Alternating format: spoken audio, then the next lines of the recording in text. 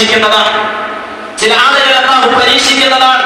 ഒരു മനുഷ്യൻ ആ മനുഷ്യൻ ചെയ്യുന്ന അമലുകൾ കൊണ്ട് അല്ലാഹു അവൻ ഒരുക്കി വെച്ചിരിക്കുന്ന സ്വർഗീയമായ നിഅമത്തുകളിലേക്ക് എത്താൻ കഴിയാത്ത രൂപത്തിൽ ഒരു മനുഷ്യന്റെ ജീവിതം മുന്നോട്ട് പോകുമ്പോൾ അല്ലാഹു ചില അവസ്ഥകൾ നൽകി അവനെ പരീക്ഷിക്കുന്നതാണ്. അതിൽ അവൻ ക്ഷമിക്കുകയും ആ ക്ഷമയോടുകൂടി അതിനെ ഏറ്റെടുക്കുകയും ചെയ്യുമ്പോൾ ആ ക്ഷമയ്ക്ക് പകരമായി പ്രതിഫലമായി അല്ലാഹു സ്വർഗ്ഗത്തിൽ ഉയർന്ന അവസ്ഥകൾ നൽകുമെന്ന് നബി റസൂലുള്ളാഹി സ്വല്ലല്ലാഹു അലൈഹി വസല്ലം നമ്മെ പഠിപ്പിക്കുകയാണ്. അഥവാ ഒരു മനുഷ്യന്റെ ജീവിതത്തിലേക്ക് പരീക്ഷണങ്ങൾ കടന്നു വരുന്നു എങ്കിൽ അല്ലാഹു നമ്മെ അവഗണിക്കുന്നു എന്നല്ല അതിനർത്ഥം.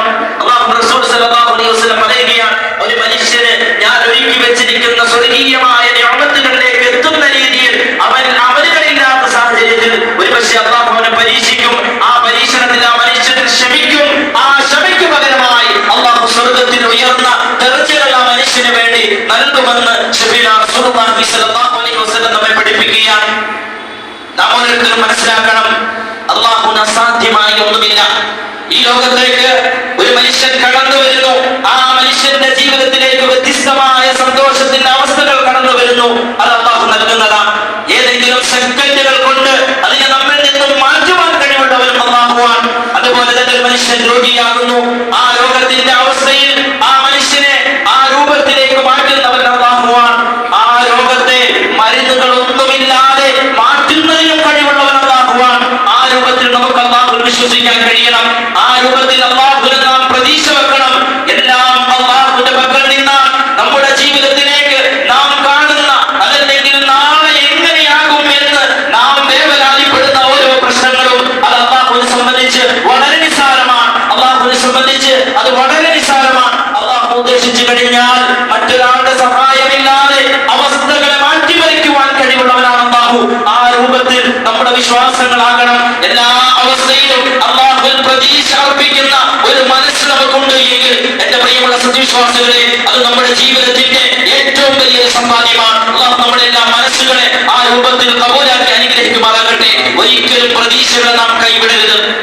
ഒരിക്കലും പ്രതീക്ഷകളെ കൈവിടരുത്. ദുനിയാവിന്റെ അവസ്ഥകളിൽ മാത്രമല്ല പ്രതീക്ഷ. ഒരു മനുഷ്യൻ കച്ചവടം ചെയ്യുന്നു, അവൻ താഴോട്ട് പോകുമ്പോൾ നാളെ അത് റെഡിയാകും എന്നൊരു പ്രതീക്ഷ അവനുണ്ടാകും. അതല്ലെങ്കിൽ രോഗിയായ ഒരു മനുഷ്യൻ ഒരു പക്ഷേ നാളെ എനിക്ക് എന്റെ രോഗത്തിന് ശമനമുണ്ടാകും എന്നൊരു പ്രതീക്ഷ ഉണ്ടാകും. ഇതേപോലെ ദുനിയാവിൽ മാത്രമല്ല ആഖിറത്തിന്റെ അവസ്ഥയിലും വലിയ പ്രതീക്ഷയുള്ളവരായിരിക്കണം നാം. ജീവിതത്തിൽ എത്രയോ തെറ്റുകൾ ചെയ്തവരാണ്. ജീവിതത്തിൽ എത്രയോ തെറ്റുകൾ നമ്മിൽ നിന്നും സംഭവിച്ചു പോയി. ഇതിനെയെല്ലാം ഓരോ സെക്കൻഡിലും ശരിയായ രൂപത്തിൽ കണ്ടുകൊണ്ടിരിക്കുന്ന അല്ലാഹു അവൻ നമ്മളിലേക്ക് ഏതെങ്കിലും ശിക്ഷാ നടപടികൾ ഇറക്കിയിരുന്നു എങ്കിൽ അതേ സെക്കൻഡിൽ നാം ഈ ദുനിയാവിൽ ഇല്ലാതെയായനെ. എന്നിട്ടും അല്ലാഹുവിന്റെ കാരുണ്യം കൊണ്ട് അല്ലാഹു നമുക്ക് ഈ ദുനിയാവിൽ അവർ നൽകിക്കൊണ്ടിരിക്കുന്ന അനുഗ്രഹങ്ങളിൽ യാതൊരു തടസ്സവും വരുത്താതെ മുന്നോട്ട് പോയിക്കൊണ്ടിരിക്കുകയാണ്. അങ്ങനെയുള്ള അല്ലാഹുവിൽ നമുക്ക് വലിയ പ്രതീക്ഷയുണ്ടാകണം. വന്നുപോയ തെറ്റുകൾ, ആ തെറ്റുകൾ അല്ലാഹു പുറത്തു തരുമെന്ന യഥാർത്ഥ പ്രതീക്ഷയോടുകൂടി ആയിരിക്കണം ഒരു സത്യവിശ്വാസി മുന്നോട്ട് പോകേണ്ടത്. അല്ലാഹു റസൂൽ സല്ലല്ലാഹു അലൈഹി വസല്ലമയുടെ ജീവിതം നാം പഠിക്കുമ്പോൾ നബി തങ്ങളുടെ ജീവിതത്തിൽ അല്ലാഹുവിനെ സംബന്ധിച്ച് എത്ര വലിയ പ്രതീക്ഷയായിരുന്നു. ആരും സഹായിക്കാനില്ലാത്ത വേളയിൽ, എല്ലാ അവസ്ഥയിലും ഒറ്റപ്പെടുന്നു എന്ന വേളയിൽ അല്ലാഹു റസൂൽ സല്ലല്ലാഹു അലൈഹി വസല്ലം അങ്ങേയറ്റം അല്ലാഹുവിൽ പരമേൽപ്പിക്കുകയും പ്രതീക്ഷയർപ്പിക്കുകയും ചെയ്തിരുന്നു. നമുക്കറിയാം, തൗർ ഗുഹയിൽ മഹാനായ സിദ്ദീഖുൽ അക്ബർ റളിയല്ലാഹു അൻഹുവിനോടൊപ്പം നബിയുനാ റസൂലുള്ളാഹി സ്വല്ലല്ലാഹു അലൈഹി വസല്ലം കഴിയുന്ന വേളയിൽ തൊട്ടുമുകളിൽ അവർ രണ്ടുപേരെയും കൊല്ലുന്നതിന് വേണ്ടി ശത്രുക്കൾ വന്നു. ഒരു ദ്വാരത്തിലൂടെ മഹാനായ അബൂബക്കർ സിദ്ദീഖ് റളിയല്ലാഹു അൻഹു ഗുഹയിൽ ഇരുന്നുകൊണ്ട് അവരുടെ കാലുകൾ കാണുകയാണ്.